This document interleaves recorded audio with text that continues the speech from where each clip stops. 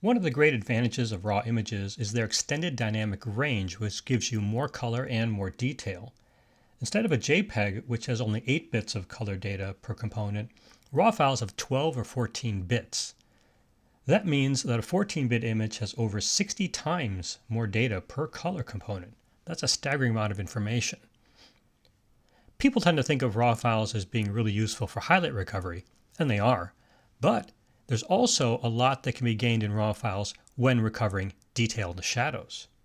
In this video, I will be showing you how to use special sliders in raw power to recover detail in the shadows that you cannot recover from a JPEG. So in this very dark image, we've got the sunset in the background and a whole lot of darkness in the foreground. Next to the word histogram at the top, you'll see here these 4 circles. When they're lit up, it indicates overexposure. In this case, we're going to use them also to tell us about underexposure. If I tap on this first circle, it will show me overexposed pixels in red and underexposed pixels in blue. Underexposed means those pixels are 0 or black.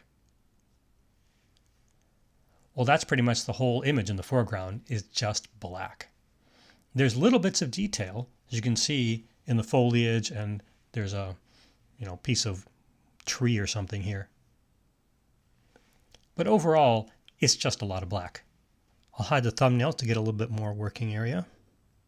Okay, so the first thing we can do, the obvious things to do, would be to try something like exposure, which will brighten the image. But if we go back and look at the hot and cold pixels again, we'll see it really didn't do that much for getting rid of the black pixels. It's still a ton of black pixels. You can see there's some people here, but there's no detail there. And we've moved exposure by over 2 stops. So that doesn't seem like that's going to be the solution. Another possibility is shadows. We can move shadows up. And that does some stuff, but the image doesn't look right. And again, there's still just a ton of black pixels. If you look at the histogram, you can see there's a lot on the left side there. It did do something, but it didn't do quite what we had in mind. And that's where the advantage of raw really comes in. If we go to the raw processing adjustment, we'll find that there's a whole lot of sliders here that are all related to the actual raw decode. And these are really, really important because they affect the actual first part of the decoding of the image. And the sooner you can make a correction to an image in terms of its processing, the better your results are going to be. And the one we're going to look at in particular is the black point, right here. The black point is the color value or the light value that is 0. Anything with that light level or below is black. In a JPEG, that number gets set by the camera and is burned into the JPEG, and you cannot change it. But in a RAW, it's actually stored as a piece of metadata. And then the RAW decoder can expose that number and let you change it. And that's really important because what we're going to do is we're going to move that black point a little bit. And by moving the black point, it's going to give us access to a lot more color information. We don't want to overdo it and just move the black point to the bottom because then the image is going to get washed out. I'll move it all the way just so you can see. You can actually see a little bit more in the image, but the most important thing to look at is the histogram again. So look at that left edge as I move this back and forth. Now you can see up here, now there's a big gap. So we've eliminated a lot of the black that's in the image. We just want to back off the black point a little bit from 0. So we'll get to about there. Move down a little bit and get more precision. That's fine.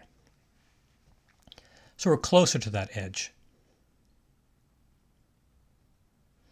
Now we're going to go back and use those adjustments we were trying before. And in fact, we can actually boost exposure some because the image is underexposed in general. We'll get just about the point of those hot pixel indicators. See that right there in the histogram lighting up? So we want to get black and white in the image.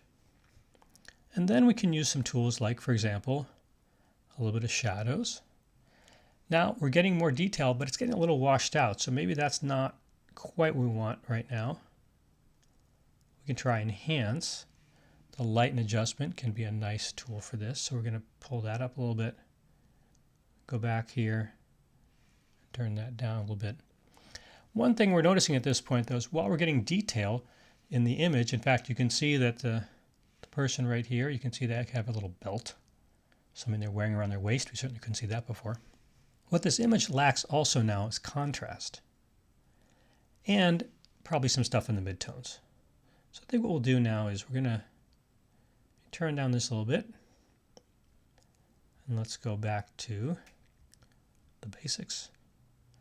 And let's use brightness. Brightness will give us a little bit of midtone. And let's get ourselves a little bit of contrast.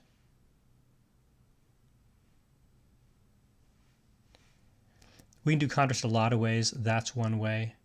Another way would be with levels or curves. We, for example, can try auto levels, like that. You can see it before and after.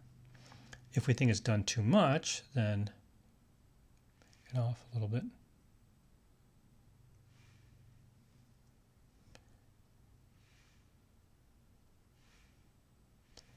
Can adjust this a little bit, give ourselves the right amount of bounce. So now we're starting to get to the point of an image that's got color and detail and some contrast. Let's look at it before and after. Before, now we actually have an image where we can see detail. There's detail in the rocks. It's not just a big blocky mess. There's still going to be black in the image, and that's fine. We do want black in the image. But there's much, much less. That gives us a good sense of the amount of detail that we have in the image, because while there's little speckles of blue around, it's not the whole image. If we want to get more of the color back in the sky, there's a lot of ways of doing that as well. For example, we can try a little bit of highlights there. Now we're getting a color there now as well.